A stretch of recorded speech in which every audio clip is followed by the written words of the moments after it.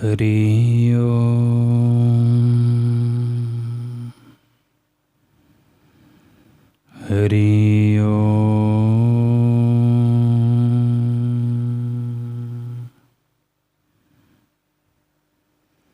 हरि ओम।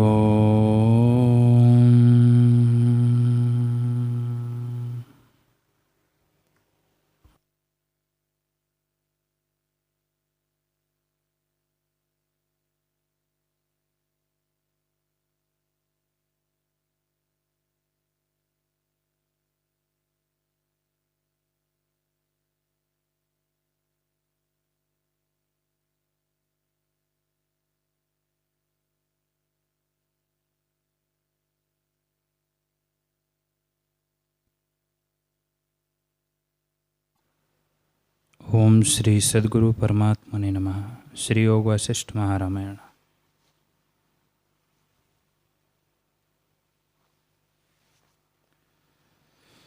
श्री वशिष्ठ जी बोले, हे राम जी,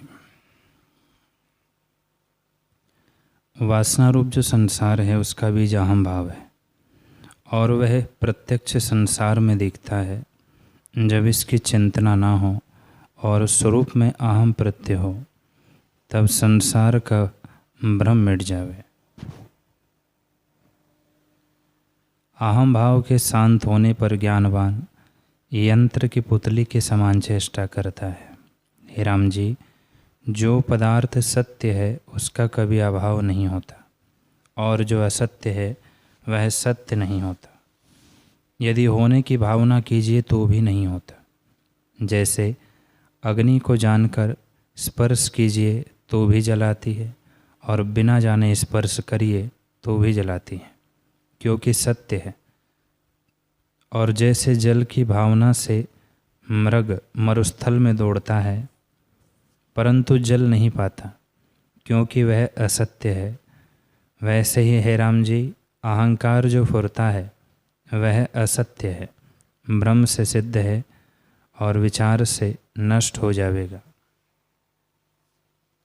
हे राम जी, यह अहंकार रूपी कलंक उठा है। यदि निरंकार होकर देखो तो मुक्त रूप हो और यदि अहंकार संयुक्त हो तो बंधन है। इससे निरंकार होकर परम निर्वाण को प्राप्त हो, यही हमारा सिद्धांत है और परम भूमिका भी यही है। जैसे पूर्णमासी का चंद्रमा शोभा पाता है वैसे ही तुम ब्राह्मी लक्ष्मी से शोभा पाओगे।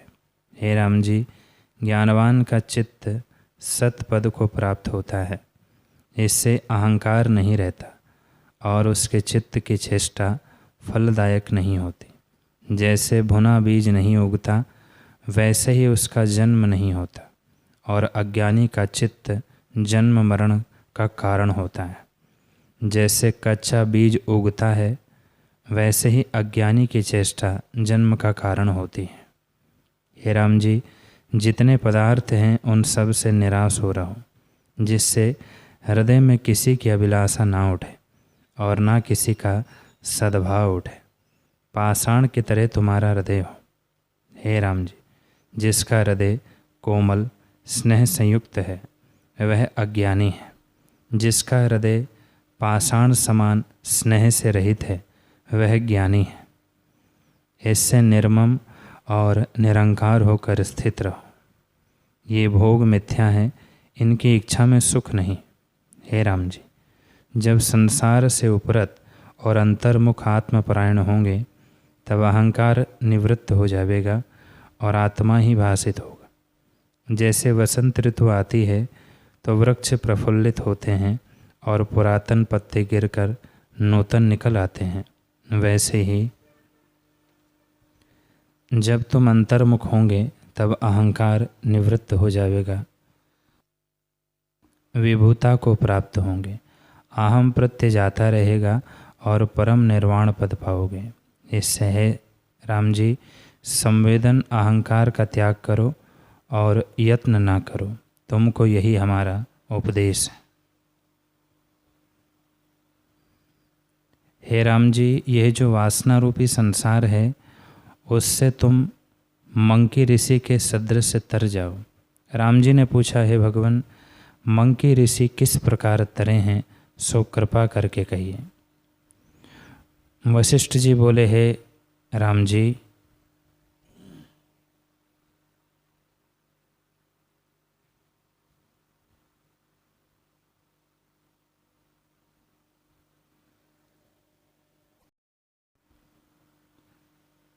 राम जी ने पूछा, है भगवान, मंकी ऋषि किस प्रकार तरे हैं, सो कृपा करके कहिए। वशिष्ठ जी बोले, हे राम जी, मंकी ऋषि का वृतांत सुनो। उसने महाउग्र तप किया था। एक समय आकाश में अपने घर में मैं था। तुम्हारे पितामह राजा अज ने मेरा आवाहन किया। तब मैं राजा अज के निमित्त आकाश से उतरा तो मार्ग में एक वन देखा, जिसमें अनेक वन के समूह थे, जो भयानक और शून्य थे। वहाँ न कोई मनुष्य देख पड़ता था और न कोई पशु, केवल महाशून्य वन था, मानो एकांत ब्रह्म स्थान हो, और कई योजन तक मरुस्थल ही देख पड़ता था।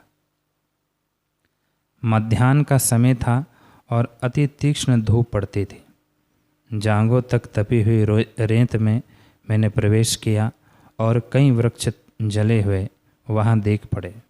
हे राम जी, उस शून्य स्थल में एक अति दुखित विदेशी आता मुझको देख पड़ा। उसने यह वाक्य मुख से निकाला कि हाय हाय, मैंने महाकष्ट पाया है। जैसे किसी को दुष्ट जन दुख देते हैं और दया नहीं करते, वैसे ही मुझको धूप और यात्रा ने जलाया है और मैं अति दुख को प्राप्त हुआ हूँ। हे राम जी, ऐसे वचन कहता हुआ वह मेरे साथ चला जाता था।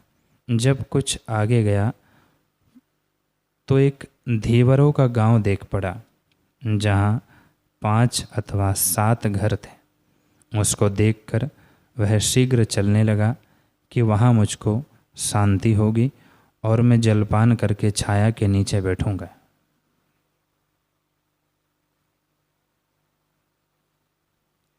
हे राम जी, उसको देखकर मुझे दया आई तो मैंने कहा कि हे मार्ग के मीत, तू कहाँ जाता है? जिनको सुखदायी जानकर तू दौड़ता है, वे दुखदायक है। जैसे मरुस्थल को नदी जानकर मृग जलपान के निमित्त दौड़ता है कि शांति पाऊँ और अति दुख पाता है, वैसे ही जिस स्थान को तू सुखरूप जानता है, वे दुखरूप है। हे अंग, ये जो इस गांव के वासी हैं, उनका संग कदापि ना करना। इनका संग दुखरूप है। जो पुरुष विचारपूर्वक चेष्टा करता है, उसको दुख नहीं होता, और जो बिना विचारे काम करता है, वह दुख पाता है। ये नगरवासी आप जलते हैं तो तुझको कैसे सुख देंगे? जैसे कोई पुरुष अग्निकुंड में जलता हो और उससे कहिए कि तू मेरी तपन शांत कर, तो कहने वाला मूढ़ होता है, क्योंकि वह तो आप ही जलता है और की तपन कैसे शांत करेगा।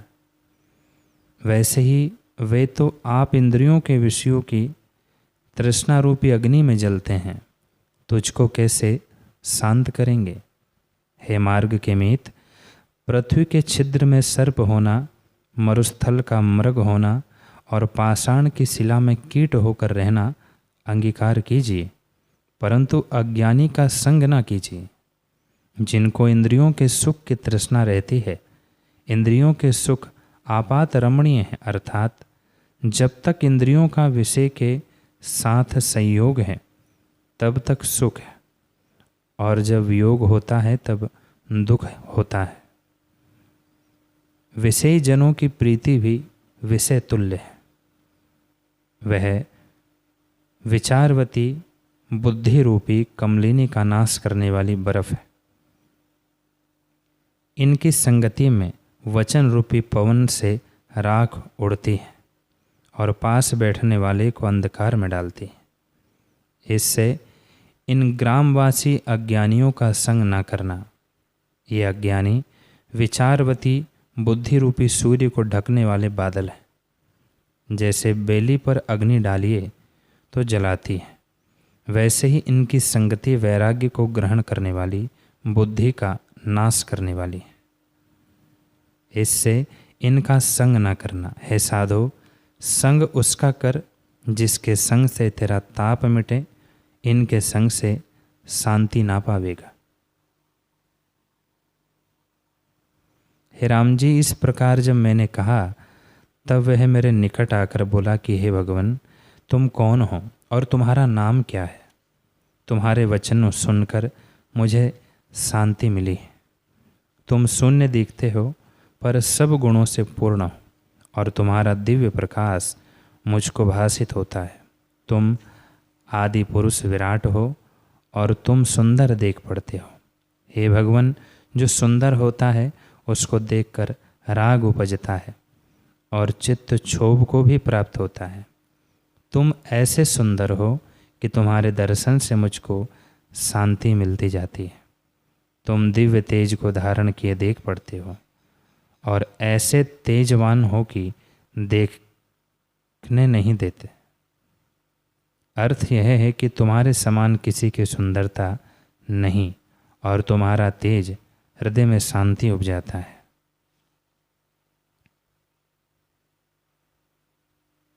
वह एक शीतल प्रकाश है। हे भगवान, तुम धर्म से उन्मत्त से देखते हो, सो तुम कैसी शांति को लेकर एकांत में स्थित हो। अपने स्वरूप प्रकाश को तुम दया करके दिखाते हो। पृथ्वी पर स्थित भी देखते हो परंतु त्रिलोकी के ऊपर विराजमान भासित होते हो।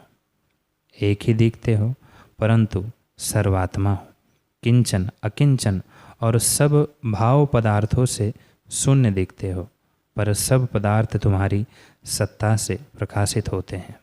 तुम सब पदार्थों के अधिष्ठान हो।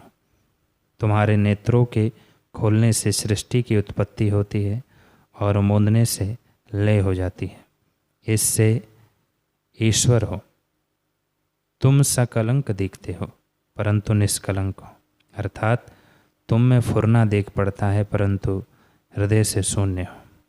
तुम किसी अमृत का पान करके आए हो और बड़े ऐश्वर्य से संपन्न दिखते हो। इससे हे भगवान, तुम कौन हो? यदि मुझसे पूछो कि तू कौन है तो मैं मांडव्य ऋषि के कुल में हूँ और मेरा नाम मंकी है। मैं ब्राह्मण हूँ और तीर्थ यात्रा के निमित्त निकला था। मैं सब दिशाओं में घूमा और अति भयानक स्थानों में जो तीर्थ हैं वहाँ भी गया परंतु मुझको शांति ना हुई। ऐसी शांति कहीं नहीं पाई कि इंद्रियों की जलन से रहित हो जाऊं। अब मैं अपने घर को जा रहा हूँ। हे भगवान, अब घर से भी मेरा चित्त विरक्त हुआ है। यह संसार ही मिथ्या है तो घर किसका है? संसार में सुख कहीं नहीं। यह प्राण ऐसे हैं जैसे बिजली की चमक होती है और वैसे ही यह संसार भी नष्ट होता दिखता है। शरीर उपजते भी हैं और मिट भी जाते हैं। यह दृष्टि का भ्रम मात्र है।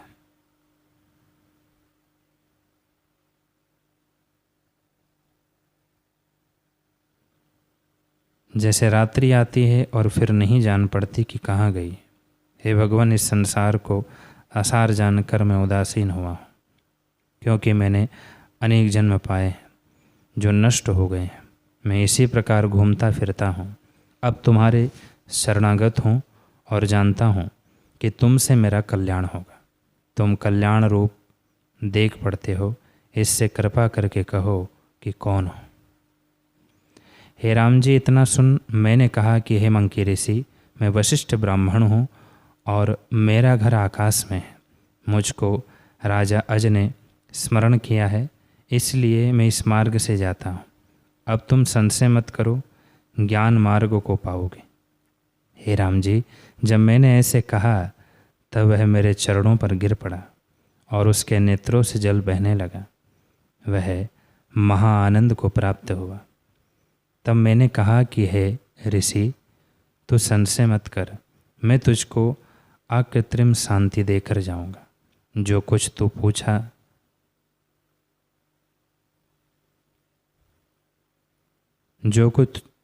पूछना चाहता है सो पूछ, मैं तुझको उपदेश करूंगा। मैं जानता हूँ कि तू कल्याण करत है, इसलिए जो कुछ मैं कहूँगा वह तू धारण करेगा। तो कुछ प्रश्न करता, क्योंकि तेरे कसाय परिपक्व हुए हैं। तो मेरे वचनों का अधिकारी है, तुझको मैं उपदेश करूँगा। अब तू संसार सागर के तट पर आ गया है, अब तुझे उससे निकालने भर की देर है। अर्थात तू वैराग्य से पूर्ण है और संसार का तट वैराग्य ही है, इससे संशय मत कर।